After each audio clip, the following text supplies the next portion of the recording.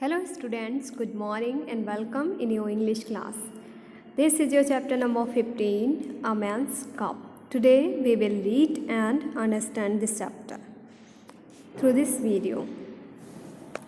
It was 7 o'clock of a very warm evening in the Seoni Hills.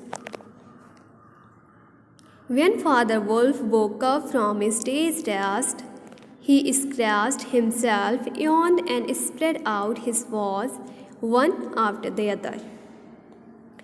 To get rid of the sleepy feeling in their tips, Mother Wolf lay with her big grey nose dropped across her four squealing cubs.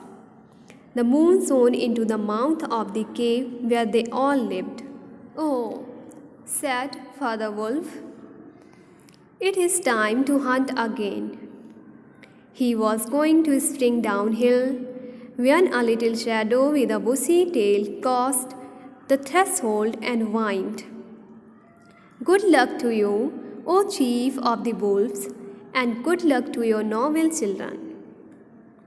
Do not forget hungry ones like me."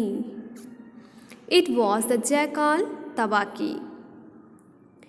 The wolves hate Tabaki because he runs about making mischief and telling tales and eating rags and pieces of leather from the bleached rubbish heaps. But they are afraid of him too because Tabaki often goes mad, and then he forgets fear and runs through the forest biting everything in his way. Even the tiger runs and hides when little Tabaki goes mad.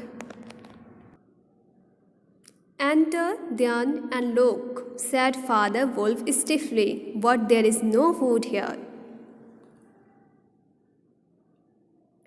"For a wolf, no," said Tabaki.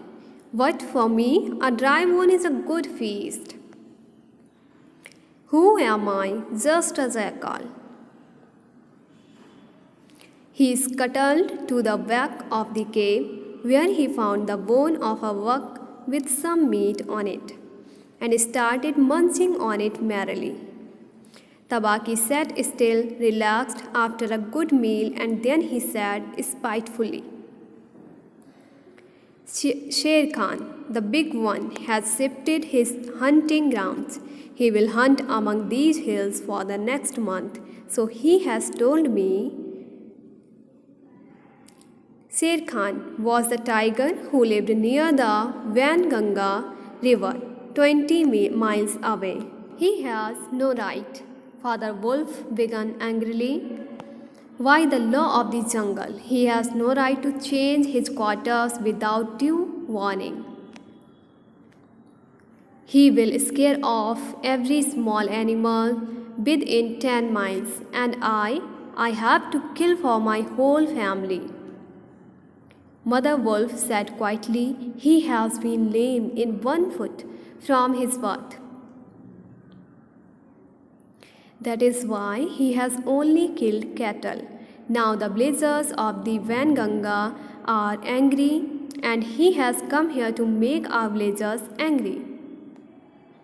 They will search the jungle for him when he is far away, and we and our children must run when the grass is set on fire."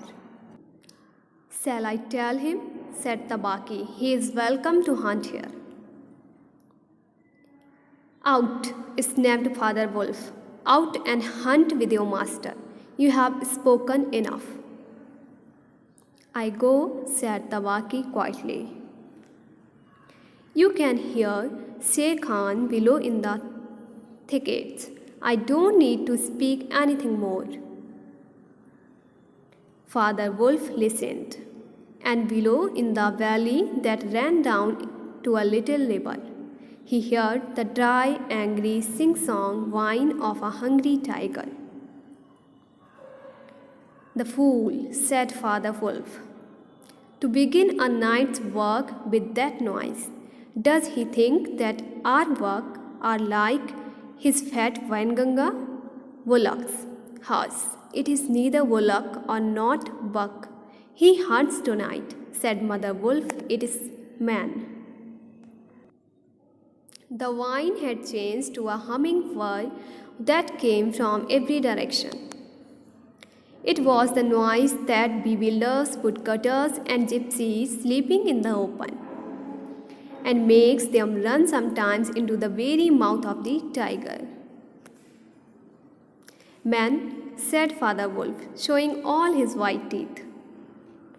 Fuck, are there not enough beetles and frogs in the tanks that he must eat man? The law of the jungle, which never orders anything without a reason, forbids every beast to eat man. A man can be killed only to show children how to kill. If you kill a man, sooner or later, men on elephants will arrive with guns and hundreds of men with guns and rockets and torches. Then everybody in the jungle suffers. The beasts say that man-eaters become mangy and lost their teeth. The fur grew louder and ended in the full-throated ah of the tiger. Then there was a howl from Sher Khan. He has missed, said Mother Wolf. What is it? Father Wolf ran out a few paces and heard Sher Khan muttering and mumbling wildly as he tumbled about in the scrub. The fool has jumped at a woodcutter's campfire and has burned his feet, said Father Wolf with a grunt. Tabaki is with him. Something is coming uphill, said Mother Wolf, twitching one ear. Get ready.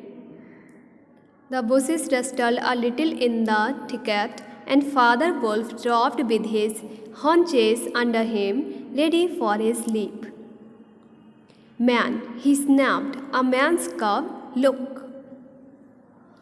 Directly in front of him, holding on by a low branch, stood a naked brown baby who could just walk, a soft and dimpled little baby. He looked up into the Father Wolf's face and laughed. I hope, students, that you all have understood. Thank you.